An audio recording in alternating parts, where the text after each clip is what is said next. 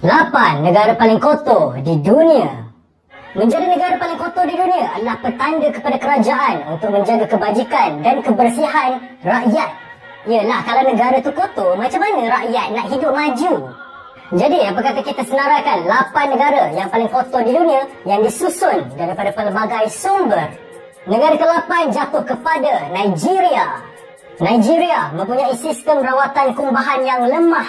Ini menyebabkan banyak pencemaran di pelbagai wilayah negara ini. Menurut Indeks Kesihatan dan Sanitasi Mercer, skor Nigeria sebanyak 46.8 adalah jauh di bawah markah negara bersih yang lain. Masalah pembuangan sisa yang tidak betul inilah menyebabkan banyak sungai tercemar. Negara ke-7 paling kotor di dunia jatuh kepada Kongo. Kongo adalah salah satu negara di Afrika yang mengalami masalah kumbahan dan sistem air yang teruk.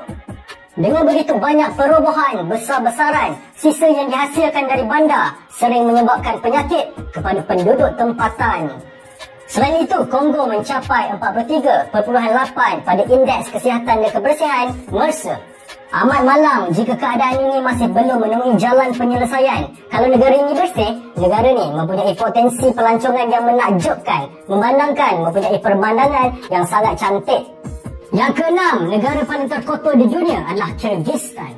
Bishkek, ibu kota Kyrgyzstan, adalah salah satu bandar yang mempunyai kualiti udara yang paling teruk di dunia. Dari November 2020 sehingga 2022, wilayah Bishkek mengalami keadaan pencemaran udara yang sangat berbahaya dalam tempoh 32 hari. Akibat daripada keadaan ini, hampir 40% rakyat mengalami gejala pernafasan yang serius seperti sesak nafas atau asma dan juga gejala kanser paru-paru. Selain itu juga, negara yang terletak di rantau Asia Tengah ni telah lama mengalami masalah pengumpulan dan pemprosesan sisa domestik dan industri. Negara ke-5 yang paling kotor di dunia jatuh kepada Oman. Dengan populasi 4.5 juta orang, Oman menjana lebih 1.7 tan sisa setiap tahun dengan kadar purata harian lebih daripada 1.2 kilogram atau bersamaan 4,700 tan sisa setiap hari. Negara ke-4 yang paling terkotor di dunia adalah Afghanistan.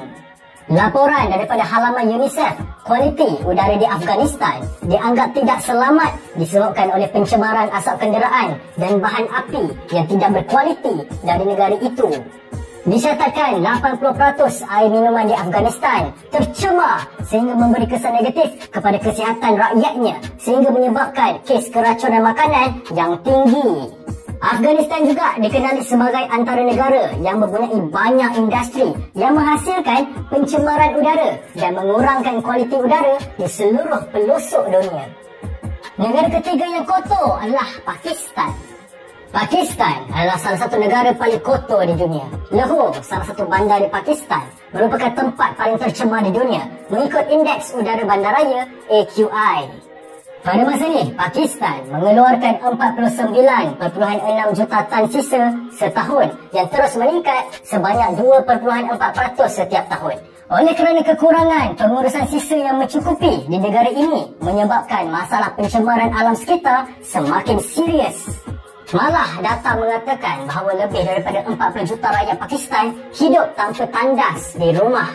Negara kedua yang paling kotor di dunia jatuh kepada India. Merujuk kepada The Travel, negara paling kotor seterusnya adalah India. Bermula dari bandar yang tercemar, sungai yang kotor, keadaan jalan yang tidak baik dan jumlah orang kencing merata. Ini adalah masalah besar yang masih belum selesai di India. Setiap tahun, negara ini menjana lebih 62 juta tan sisa dan dianggarkan akan meningkat kepada 165 juta tan menjelang 2030.